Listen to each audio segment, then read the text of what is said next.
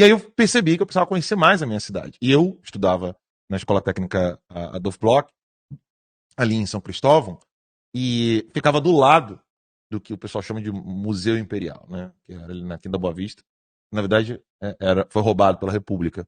Então ali eu tinha a história em vida, né? Ou seja, objetos históricos, o prédio histórico, o local histórico, o sítio mesmo, né? Histórico estava ali diante dos meus olhos.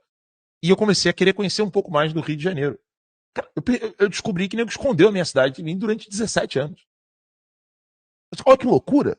Só que não foram 17 anos. Quase um século de sepultamento da verdadeira história do Brasil. Você não sabe o que aconteceu na Praia Vermelha. Você não sabe o que aconteceu naquele forte que tem na Praia Vermelha. Você não sabe quem foi. Você sabe qual é a estação, né, a estação Mendes Sá. Né? Você não sabe quem foi. O Brasil esconde a sua própria história. E é incrível isso, porque realmente não existe registro na humanidade de um povo que não conhece a própria história e que esse povo vai ser, ó, top. Ser um povo culto, civilizado, né, que vai se dar bem financeiramente. Não existe isso. Qualquer lugar que tem um pingo de civilidade, e você não encontra sujeira a céu aberto, você não tem esgoto a céu aberto, está tudo limpo, organizado, bonitinho. Não tem um lugar desse no planeta Terra onde as pessoas se esquecem do seu passado. Elas não narram as suas histórias. É impossível. Né? E é incrível como que, ao sair do Rio de Janeiro e voltar para o Rio de Janeiro depois do high school, né, depois do segundo grau ali, eu chamava de segundo grau, nem sei como é que o pessoal chama hoje em dia. Hoje é ensino médio. Ensino médio, né?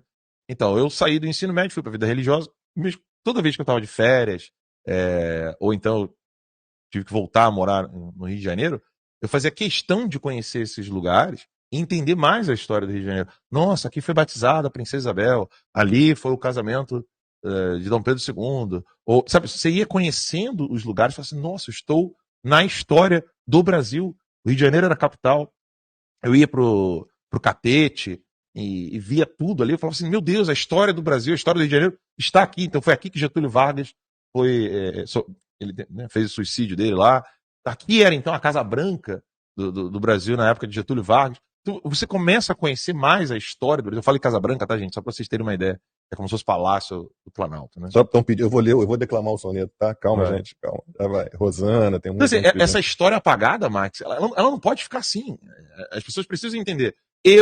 Você que está em casa tem que tomar uma decisão na sua vida. Ou você quer ficar inculto, burro, massa de manobra de todo mundo, ou você tem que tomar o desejo de querer aprender mais sobre a sua história e falar de uma vez por todas. Eu não quero ficar burro, eu não quero ficar inculto. Você tem que tomar essa decisão, você não precisa de nada para isso. Você não precisa ficar com dinheiro, você não precisa ficar rico, você não precisa de nada. Você tem que tomar a decisão de querer conhecer mais.